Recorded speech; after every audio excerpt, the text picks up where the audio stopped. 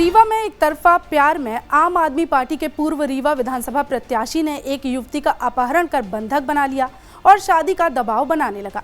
मौका मिलते ही युवती ड्राइवर की मदद से आरोपियों के चंगुल से छूटकर पुलिस के पास पहुंची और मामले की शिकायत की। पुलिस ने घेराबंदी कर 3 आरोपियों को गिरफ्तार कर लिया है और मामले की जाँच जारी है।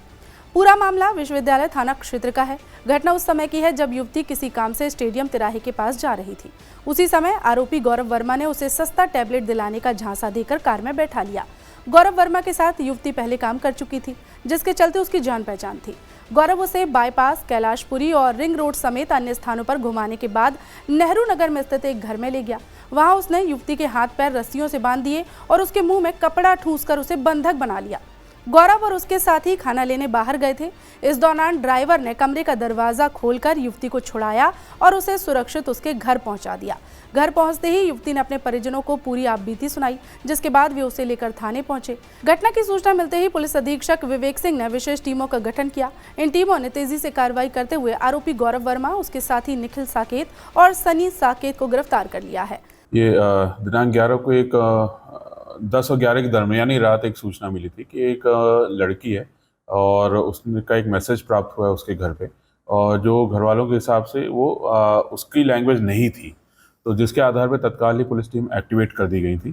थोड़ी देर बाद लड़की की लोकेशन हमने जब पूरी जानकारी निकाली गई तो पता चला कि लड़की अपने घर पहुंच गई है। उसको तत्काल फिर जब संपर्क किया गया तो उसने फिर पूरा घटनाक्रम जो बताया था उसमें उसने बताया कि एक जो उसके परिचित का निखिल वर्मा है, गौरव वर्मा है, उसने उसको कुछ सामान खरीदने के बहाने उसको बुलाया था, उसके साथ फिर घूमा और उसके उपरांत उसका हाथ पैर बांध करके एक अपने 2 अन्य साथियों के साथ उसका हाथ पैर बांध करके और उसको एक कमरे में बंद कर दिया था। और जिसके बाद फिर वो एक ड्राइवर की जो ड्राइवर था गाड़ी का, उसकी मदद से और अपने उससे वो वहाँ से निकल के भाग पाई थी और अपने घर पहुँच पाई थी।